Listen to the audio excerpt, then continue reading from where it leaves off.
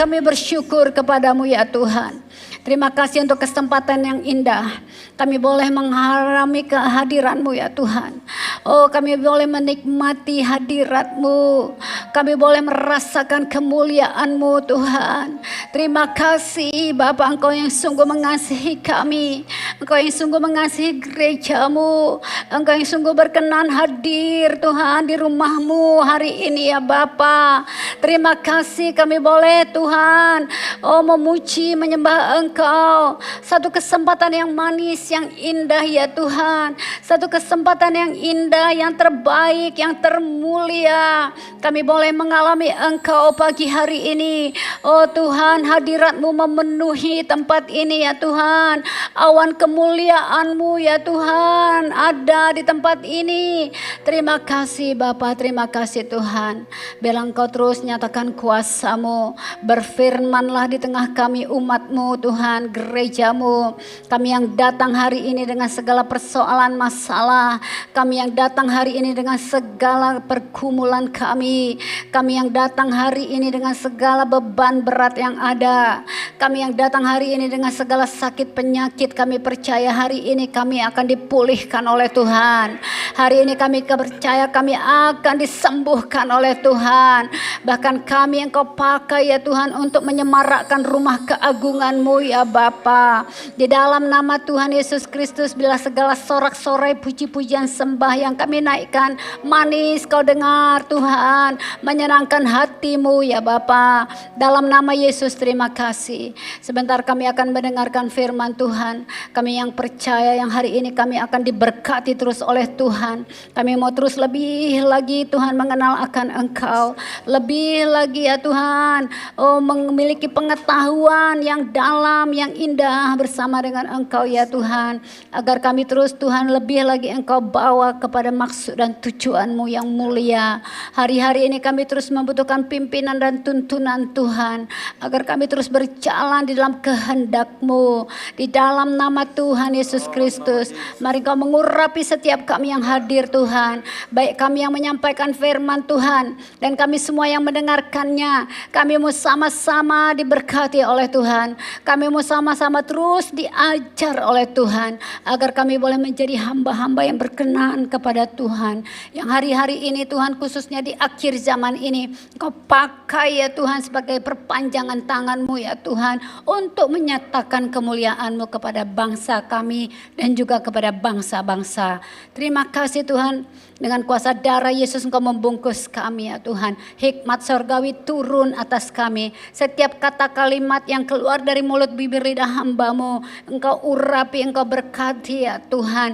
Dan biarlah segala apa yang kami sampaikan bukan dari hikmat manusia, pikiran yang terbatas, tetapi datang oleh hikmat Roh Kudus yang dahsyat dan yang luar biasa Bapa. Terpujilah nama-Mu Tuhan. Dalam nama Tuhan Yesus kami yang siap mendengarkan firman Tuhan, kami sama-sama katakan amin. Puji Tuhan. Berikan kemuliaan bagi Tuhan. Terima kasih. Shalom Bapak Ibu. Ya puji Tuhan, sungguh berbahagia hari ini boleh berjumpa lagi dengan gereja Tuhan di tempat ini. Bagi kami memang masih awal-awal daripada pertemuan onsite ya. Tetapi di gereja ini pertemuan onsite-nya udah mulai dari bulan-bulan yang lalu. Puji Tuhan, berikan kemuliaan bagi Tuhan.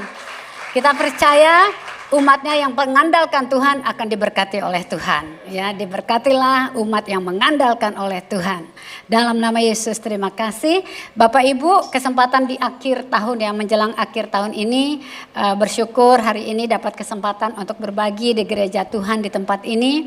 Kami rindu untuk membagikan juga apa yang kami selama ini catat ya di sepanjang tahun 2021 yang sangat luar biasa ini. Siapa yang diberkati Tuhan dalam tahun ini? Wow, kalau kadang-kadang Tuhan berikan, izinkan sesuatu yang melampaui apa yang dapat kita pikirkan. Tetapi di balik semuanya itu kita melihat bagaimana Tuhan turut bekerja. Amin. Berikan kemuliaan bagi Tuhan. Dan kita percaya tahun-tahun ke depan Tuhan akan bawa kita lebih lagi. Terbang tinggi, amat tinggi. Melebihi segala apa yang ada. Amin. Dan kita akan dibawa Tuhan untuk dipakainya menjadi berkat bagi bangsa dan bagi bangsa-bangsa. Haleluya. Gereja ini Bapak Ibu ya sudah dipakai Tuhan luar biasa ya. Bagaimana iman dari hamba-hambanya yang ada di tempat ini. Bagaimana respon kepada setiap apa yang dibukakan Tuhan. Semuanya diperhitungkan Tuhan. Dihargai oleh Tuhan. Maka terjadilah padamu apa yang kau percayai. Demikian firman Tuhan. Amin. Jadi karena pendoa, lagi-lagi apa yang kami sampaikan selalu apa yang kami catat di dalam doa-doa kami. Bapak Ibu ya. Enggak bosan ya. Puji Tuhan. Justru tahun ini di akhir tahun ingin sekali sedikit kayak mencatat ya. Untuk melihat apa yang dulu Tuhan bukakan ketika kita memasuki tahun 2021. Dan apalagi yang kemudian akan kita tangkap untuk tahun berikutnya Bapak Ibu ya. Apa yang kita sudah dengar di awal-awal tahun yang lalu.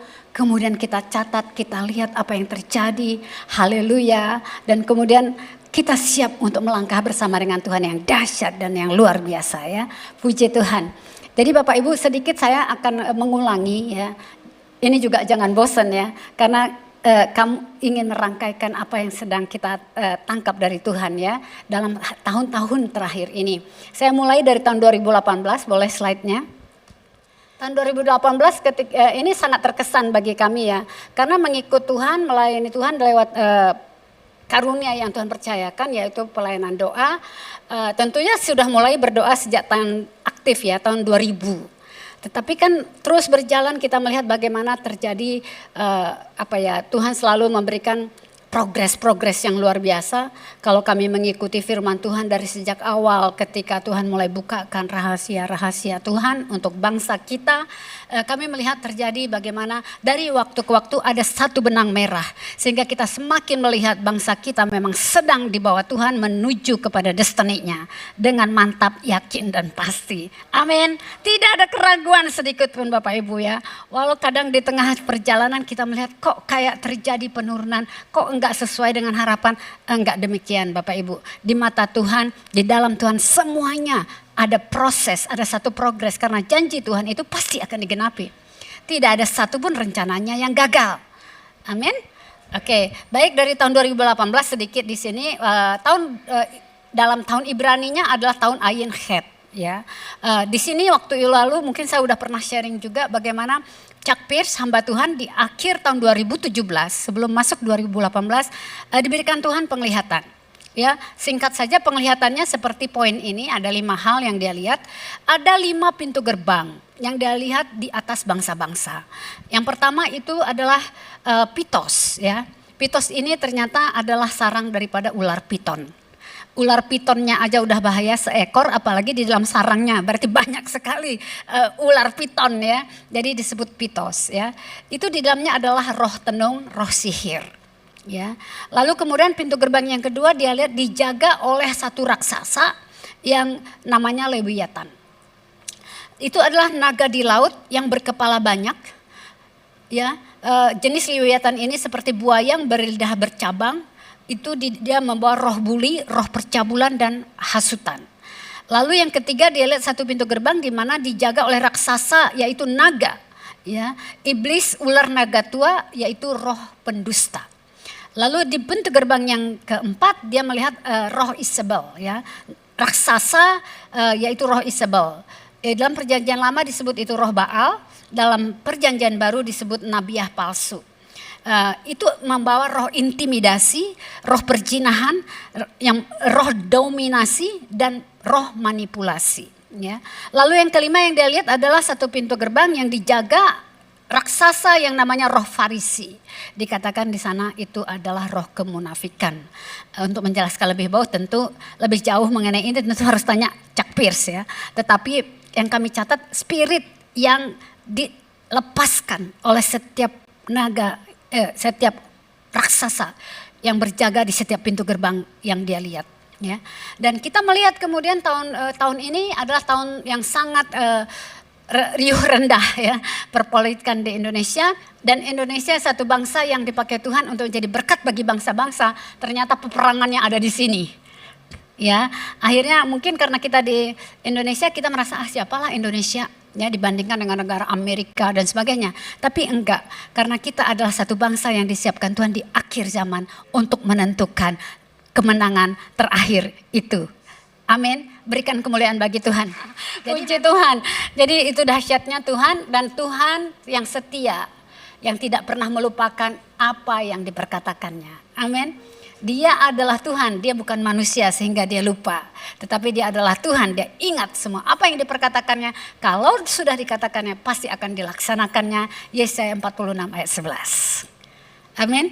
Jadi Indonesia yang dimaksud ya di situ di Yesaya 46 ayat 11. Lalu kita masuk lagi ke tahun berikutnya yaitu tahun 2019. Dan ternyata kita ada dalam satu musim di mana disebut satu dekade ke depan adalah satu dekade yang sangat luar biasa. Karena bilangan di dalam tahun Ibrani itu per 10 tahun ya. Per 10 tahun, per satu dekade. Jadi sesuai dengan ini tahun 2019 ternyata tahun 5780 ya. Untuk tahun Ibrani disebutnya tahun P ya, mereka itu ada hitung-hitungannya, jumlahnya sekian maka disebut P ya. Itu ya, biar mereka yang menghitung semuanya, kita baca apa yang mereka catat, apa yang mereka taruh, apa yang mereka imani umat Tuhan ini ya. Jadi tahun P ini adalah huruf ke-17 dalam alfabet Ibrani. Jumlahnya semuanya itu tadi 80. Dan tepat ada tahun 5780 dihitung-hitung jumlahnya 80 katanya ya. Kita cuma baca dan kita lihat dan memang itu resmi ya dikeluarkan oleh dari umat Israel ya. P itu artinya mulut. Mulut adalah tempat di mana firman diperkatakan ya. Jadi karena itu P itu juga artinya kata-kata yang diekspresikan. Apa yang dalam pikiran, apa yang terlihat, kalau mau diekspresikan lewat mulut. Ya. Nah tahun sebelumnya itu tahun Ayin, tahun mata. Mata itu menangkap, melihat ya sesuatu, segala hal. Tetapi kemudian disimpan di dalam memori, nanti mulut yang akan mengekspresikan apa yang dilihat. Jadi dikatakan apa yang kau lihat, visi besar, visi kecil, visi apapun di tahun sebelumnya, tahun-tahun inilah semuanya akan dinyatakan, diekspresikan, divokalisasikan, ya, dideklarasikan. Ya, jadi bertepatan sekali dengan hal tadi Bapak Ibu ya. Kita pun di Indonesia ini kami sangat meyakini bahwa ini adalah tahun-tahun di mana kita Indonesia harus terus berdiri atas bangsa ini. Karena firman Allah yang hidup itu akan terus dinyatakan atas Indonesia. Bapak Ibu bayangkan dari tahun 2019 ya, pertengahan karena pergantian tahun selalu September. Ke 10 tahun ke depan itu adalah tahun di mana firman Tuhan yang pernah Bapak Ibu aminkan, ditangkap dan kita tahu semuanya akan digenapi. Karena itu ingat-ingat apa yang pernah Bapak lihat, pernah bayangkan, pernah dengar semuanya tentang hidup kita, gereja Tuhan, kota kita, bangsa kita. Aminkan dan deklarasikan, perkatakan dan terus diulang-ulang. Karena tahun-tahun ini tahun firman Tuhan itu sedang digenapi. Ya, Bapak Ibu. Jadi kami sendiri, kemudian tahun ini adalah tahun juga 2017 tadi ya, terus 18 Pilpres ya, 2019 ya. 18 pas 19 Pilpres kita ya. Ini adalah tahun-tahun di mana ini kita udah mulai masuk. Ya, dan kami 2019 sorry. Kami adalah satu kelompok doa di mana kami sangat meyakini akan momentum, akan musim Tuhan ini. Karena itu kalau Bapak Ibu yang pernah menerima pokok doa sepakat bagi bangsa dan negara, ya, disitulah kami mulai membuat satu komitmen mengawal bangsa ini, pemerintahan yang ada lewat doa-doa kita. Karena Tuhan sudah menyiapkan Indonesia, membangun Indonesia dan Tuhan harus menggenapi firman-Nya atas Indonesia. Ini urusan Tuhan, harus apa yang dikatakannya itu terjadi. Nubuatan-nubuatan Tuhan harus nggak boleh gagal. Karena Tuhan yang janji tidak ada satu firman-Nya gagal. Amin. Ini bukan tentang kita, ini tentang Tuhan sendiri yang dengan rencananya yang harus dijadikan oleh Sang Firman itu sendiri. Ya, jadi Bapak Ibu melangkah lagi terus ya. Jadi ya di slide kelima, kalau kami sebagai pendoa ini kami terus perkatakan ya. Yesaya 42 ayat 10 sampai 13, tahun-tahun ini tahun berdoa. Tahun mendeklarasikan firman Tuhan. Tadi saya katakan ketika kami katakan harus mengawal bangsa ini dan terbitlah pokok doa bagi bangsa dan negara di tahun 2019 itu. Dan sejak saat itu diselipkan selalu deklarasi firman. Deklarasi firman. Karena kami percaya 10 tahun ke depan, tahun P, ya, dalam era tahun P ini, sekarang kita udah di payback, ya, tahun 5782, ya. Tadi mengawalnya kan 5780. Nah, 5781 kita udah lewati tahun 2020 kemarin. Kita sudah di tahun 2021 itu kita udah di payback, Bapak Ibu ya. Nah, payback itu nanti saya terangkan di sini. Kami bersyukur di masa-masa inilah ketika itu Banten berdoa mulai giat, Pak ya. Jadi kita sebelum masuk pandemi Banten berdoa udah pasang kuda-kuda sebelumnya. Tuhan izinkan dengan segala hal yang terjadi akhirnya menara doanya benar-benar bisa waktu itu menuju kepada 24 jam. Saya bilang menuju karena sebenarnya udah 24 jam ya. Tetapi karena kami membuat agar semuanya nggak terlalu kejar kepada jamnya, efektivitasnya waktu itu 18 jam. Jadi pandemi datang, ya slide berikutnya. Slide berikut pandemi datang Bapak Ibu ya. Di tahun ini, di tahun 20 dan tahun 21 kita sekarang berada, kita sudah 1,5 tahun di sini. Dan ternyata waktu pandemi itu datang kita ada di P Aleph. P Aleph itu artinya Tuhan menghajar. Aleph itu Tuhan sendiri. P Tuhan sedang mengajar dengan firman-Nya kepada umatnya. Aleph itu juga artinya tongkat ya. Ya jadi nanti akan kita lihat. Tongkat ini biasanya digunakan untuk mengajar untuk kebaikan. Jadi mungkin kita cuma lihat, tapi ini kita hanya Roh Kudus yang akan berbicara di hati setiap kita. Kalau pandemi ini dianggap sebagai cara Tuhan menghajar gerejanya dan bangsa-bangsa yang diciptakannya, walaupun mereka tidak mengenal Tuhan, tapi siapa yang menciptakan mereka? Cara Tuhan untuk membuat mereka tahu bahwa hanya Tuhan satu-satunya yang dapat diandalkan. Hanya Tuhan satu-satunya yang dapat mengendalikan segala sesuatu yang ada terjadi di tengah bangsa-bangsa. Ya, mengapa rusuh bangsa-bangsa? Ya, di Mazmur 2 dikatakan ya, Bapak Ibu. Jadi kemudian ini yang ingin kami sampaikan sebenarnya ya. Dari selama kita mengadakan doa-doa ya selama pandemi, di situ kita kemarin work from home, enggak bisa melakukan pertemuan onsite, doa-doa lewat Zoom dan sebagainya. Tetapi yang terjadi adalah terus kita disatukan Tuhan antar kota dan antar bangsa. Di masa-masa pandemi justru ada blessing in disguise. Ada berkat yang tersembunyi. Mungkin kalau enggak pakai cara begini, bagaimana kita menyatukan mesbah bangsa dan bangsa-bangsa, butuh satu perjuangan yang sangat berat. Karena kita harus terbang ke kanan, terbang ke kiri, lintas pulau, lintas negara, lintas benua. Untuk menyatukan, untuk duduk bersama, untuk mendoakan, merundingkan program-program pekerjaan Tuhan secara bangsa dan bangsa-bangsa. Tetapi lewat pandemi, dengan cara Zoom kita bertemu kapan saja. Dengan negara manapun, dengan kelompok manapun. Jadi dengan mudahnya kalau pertemuan global di Amerika misalnya mengumpulkan hamba-hamba Tuhan dalam satu jaringan yang ada, itu mungkin butuhkan 2 tahun sekali, 3 tahun sekali, 4 tahun sekali, 5 tahun sekali karena jarak dan waktu dan biaya. Tapi sekarang kapan aja mereka pengen ngumpul, ayo jam berapa kita ngumpul. Jadi sangat efektif, semuanya bergerak sangat cepat. Visi apapun disampaikan langsung saat itu juga. Ya, nggak bermaksud menyampaikan, udah dengar. Kalau udah dengar saya mau, katanya kalau mau ayo jalan. Ya, kami juga dalam waktu sedang dirundingkan nih Pak. Tentu saja kita Banten berdoa yang menggagas, kita akan bikin Borneo berdoa 3. Borneo berdoa adalah satu doa yang diadakan oleh gereja-gereja sepulau Kalimantan. Jadi di pulau ini ada 5 provinsi Indonesia plus Malaysia, Brunei.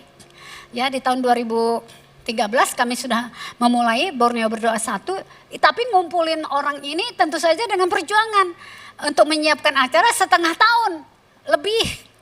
Ya, untuk mulai kita dapat idenya sampai acara itu diadakan. Biayanya mahal sekali, tetapi terjadi. Lalu Borneo berdoa kedua kami adakan tahun 2017. juga dengan perjuangan. Tapi Borneo berdoa ketiga, saya cuma telepon kemarin, kita bikin gak? Bikin, udah jadi. Tinggal tanggalnya kapan?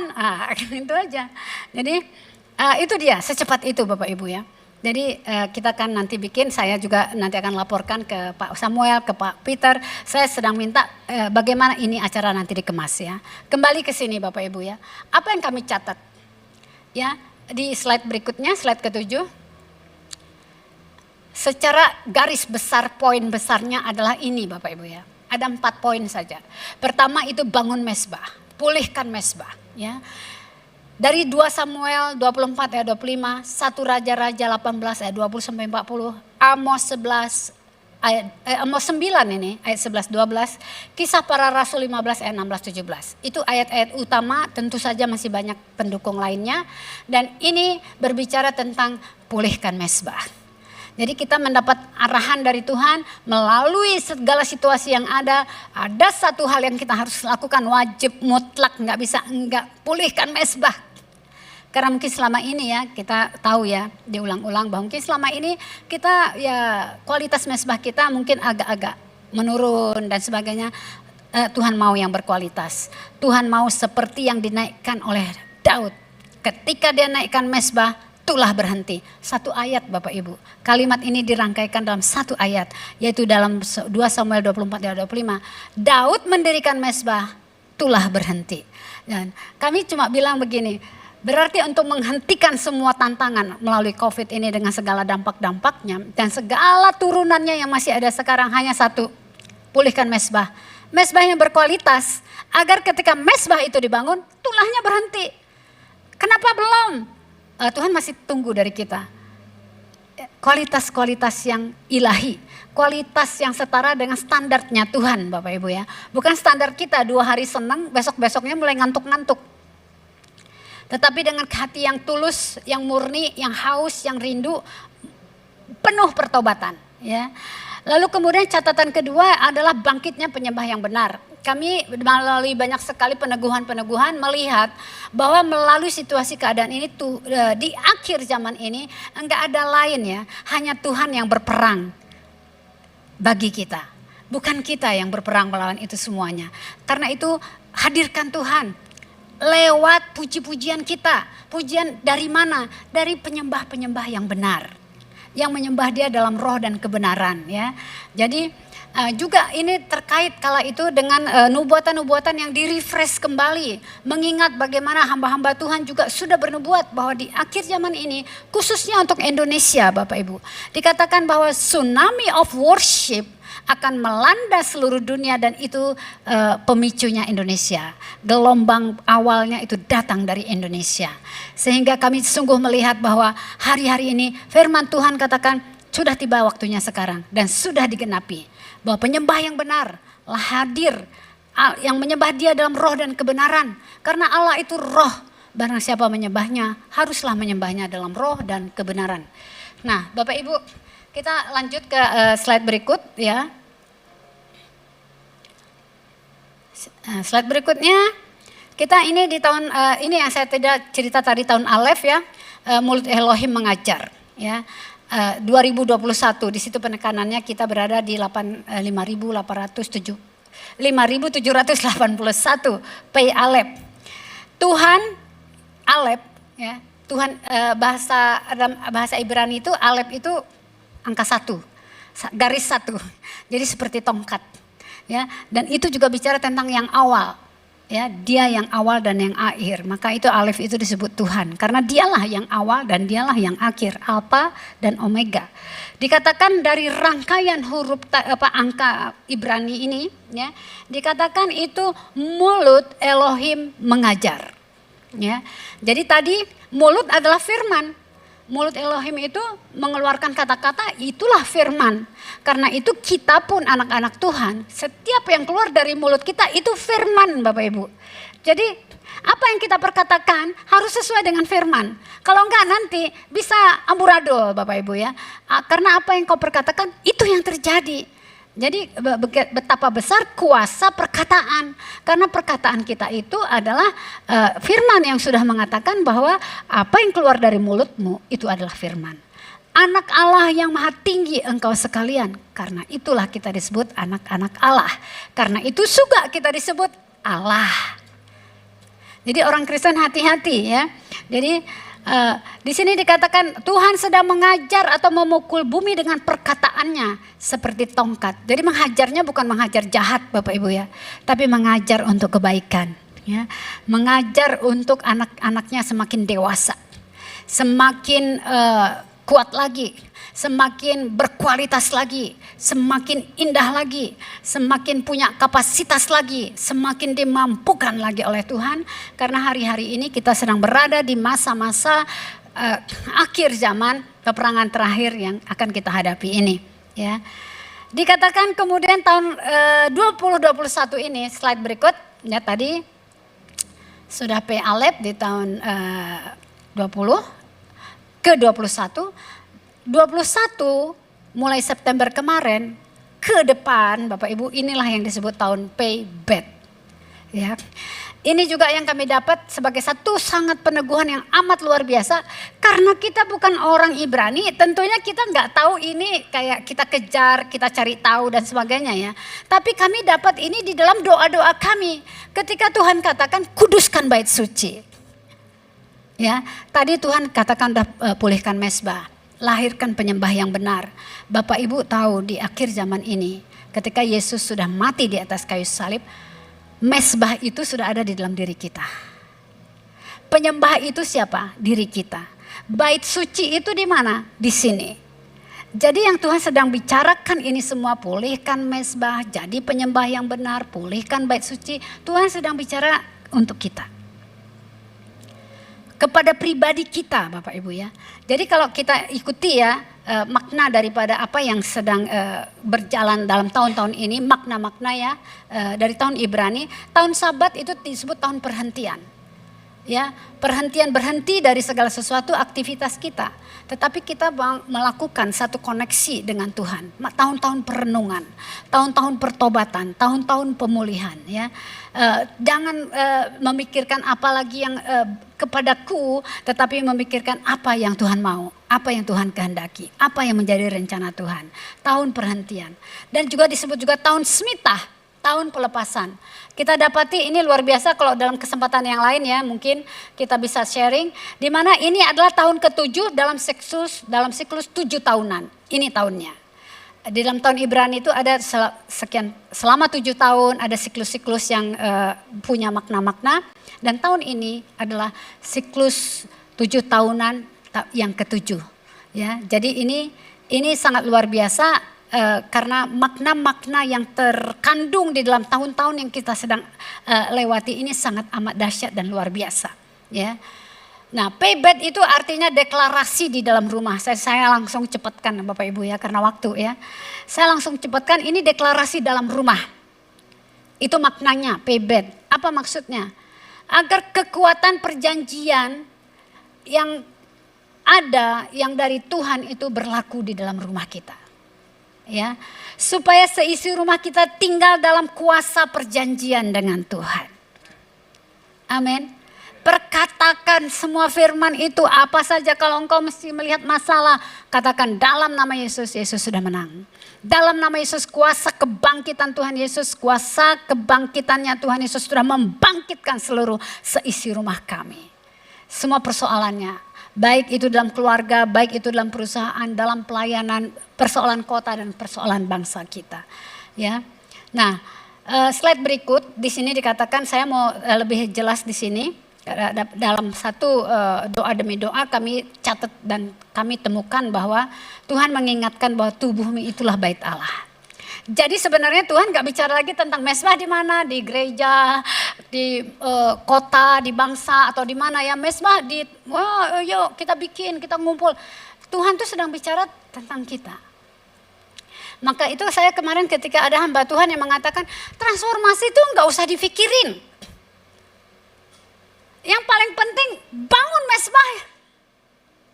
Ya, Ketika saya sedang berusaha, karena sedang pelayanan dalam pelayanan transformasi ya, gimana nggak dipikirin?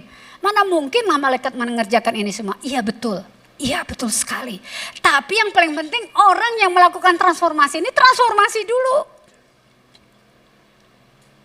Kalau kita sudah bertransformasi Bapak Ibu, betul juga. Nggak usah kita bilang ABC, orang-orang ngikut. Orang tuh lihat apa ya? Orang itu melihat apa yang ditangkap oleh matanya. Mereka bisa tahu perbedaannya. Lalu dikatakan bahwa action speak louder than word. Jadi perbuatan itu lebih dahsyat daripada ngomong. Jadi benar, sekarang Tuhan sedang fokus kepada kita.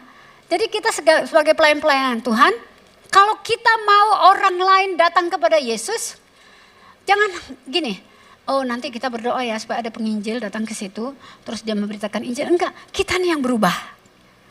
Lalu orang itu lihat Yesus di dalam diri kita. Bapak Ibu gak usah bawa apa-apa, tapi bawa pribadi yang sudah dirubahkan oleh Tuhan. Mereka bilang, aku mau ikut Tuhanmu. Amin. Karena itu Tuhan sedang berbicara kepada diri kita, tubuhmu itulah bait Allah. Sucikan. Nah, kita baca satu firman Tuhan dari Markus 11 Bapak Ibu ya, 15 sampai 17. Dari sekian banyak, ini yang kami digerakkan untuk kita baca pagi hari ini. Judul perikopnya di sana, Yesus menyucikan bait Allah. Ya. Di ayat 15 dikatakan, lalu tibalah Yesus dan murid-muridnya di Yerusalem. Sesudah Yesus masuk ke bait Allah, mulalah ia mengusir orang-orang yang berjual beli di halaman bait Allah. Meja-meja penukar uang dan bangku-bangku pedagang merpati dibalikkannya. Dan ia tidak memperbolehkan orang membawa barang-barang melintasi halaman bait Allah.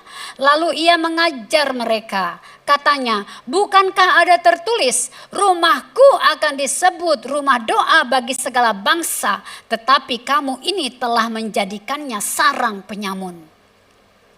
Ayat ini ketika kami mendapat pewahyuan bahwa Tuhan sedang bicara untuk menyucikan kita sebagai anak Tuhan ya, diri kita.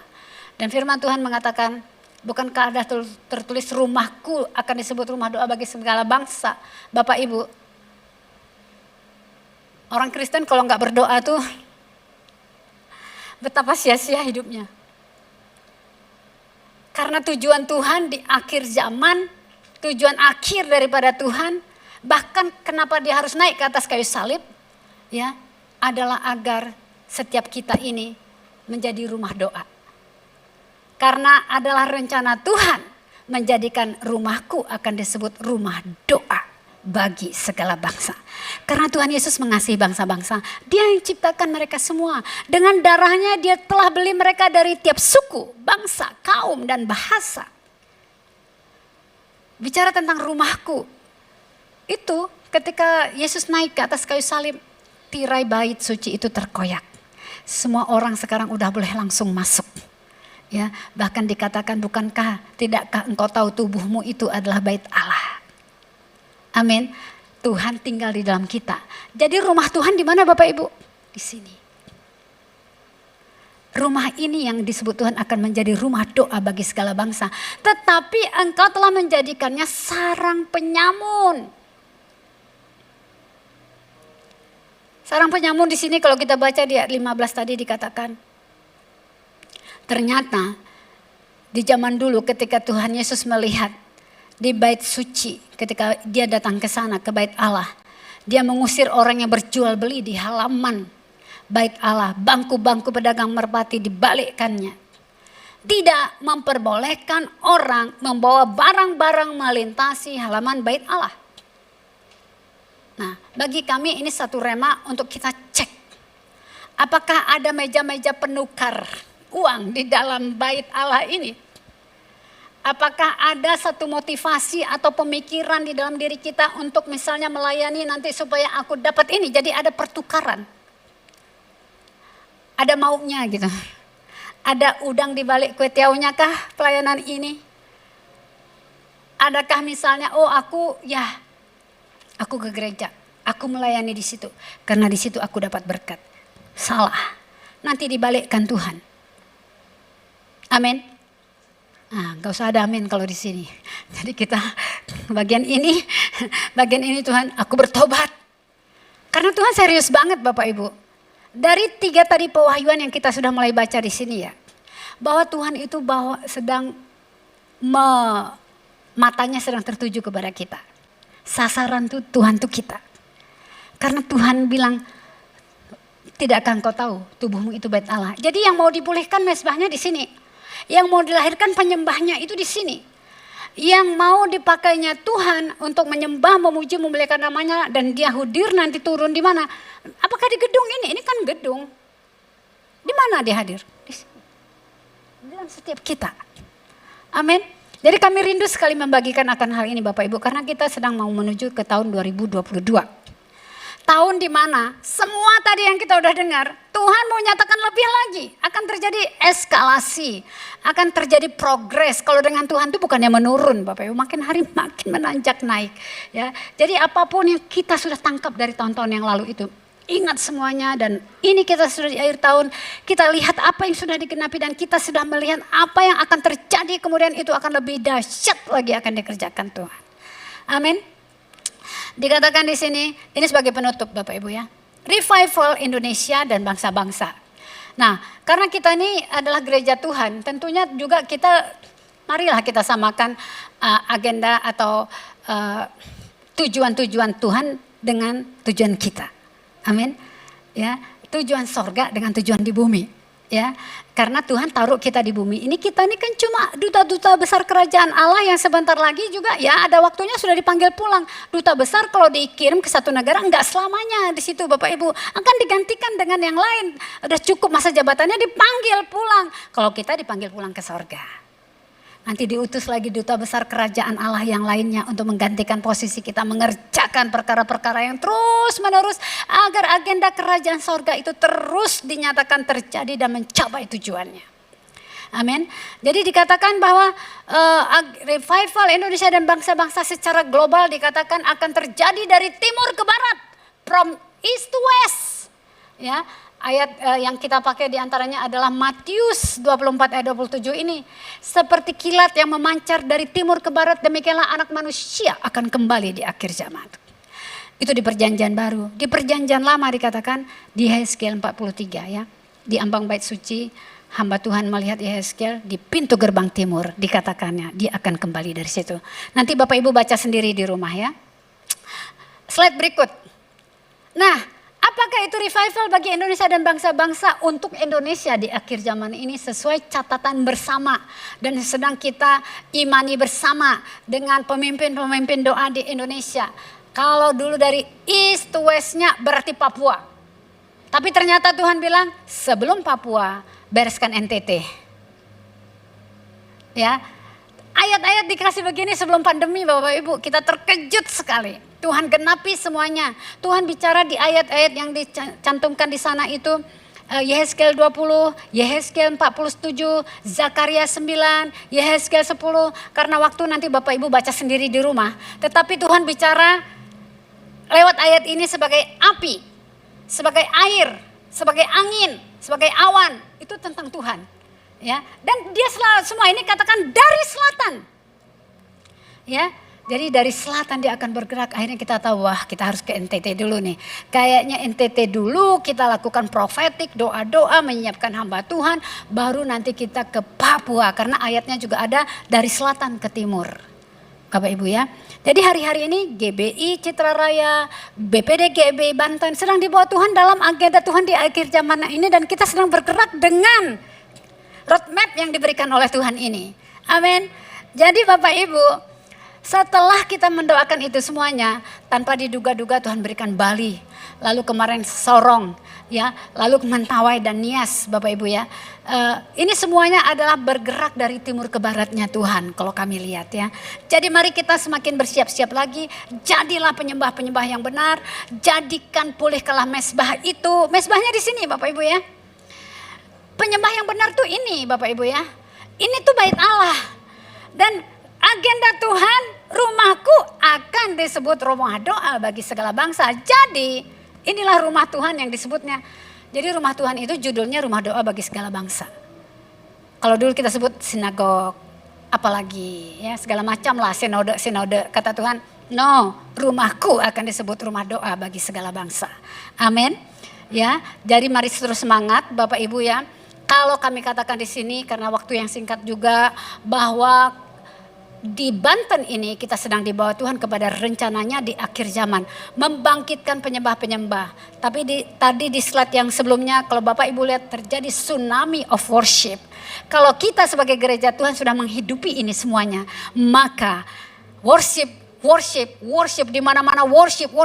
Bukankah itu akan menjadi satu gelombang worship? Saking dahsyatnya akan menjadi satu gelombang tsunami. Maka yang dilihat Rick Riding, tsunami of worship itu akan terjadi Bapak Ibu ya. Dan kita se-Indonesia yang di negeri sebelah timur ini, wah ini Pak Samuel, kita harus doakan dari Papua ini. Orang-orang Papua karena paling timur ya, di ujung gerbang timur, di depan garis terdepan daripada Golden Gate yang di Yehezkiel betul. Yehezkiel 47 tadi ya. Dia mengatakan itu adalah pintu Golden Gate di mana anak manusia itu melihat ke pintu di sebelah timur. Pintu itu disebut pintu Golden Gate. Dikatakan dia akan datang dari sana. Itu di perjanjian lama, di perjanjian baru tadi di Matius 7 Bapak Ibu ya. Jadi gereja Tuhan, wow betapa dahsyat ketika tahun yang lalu, saya udah lebih sebenarnya, udah lebihnya 8 menit. Jadi Bapak Ibu, di tahun yang lalu ketika kami datang berbagi di sini terjadi yang namanya Great Conjunction. Ingat itu ya, ini pesan yang kuat, Great Conjunction. Ketika terjadi perpaduan yang namanya bintang Bethlehem itu memancar sangat terangnya, lebih terang dari yang pernah ada sepanjang sejarah alam semesta. Karena dicatat ya. Dan ternyata tahun ini kita sudah memasuki tahun itu dan percaya tahun ini Natalnya bukan Natal biasa lagi Bapak Ibu ya. Great Conjunction, bintang Bethlehem, bintang Natal itu memancar bagi kita. Walaupun kita masih melihat ani itu segala macam seperti ya sesuatu yang kurang menyenangkan, tetapi percaya kepada janji Tuhan. Mari kita berdoa.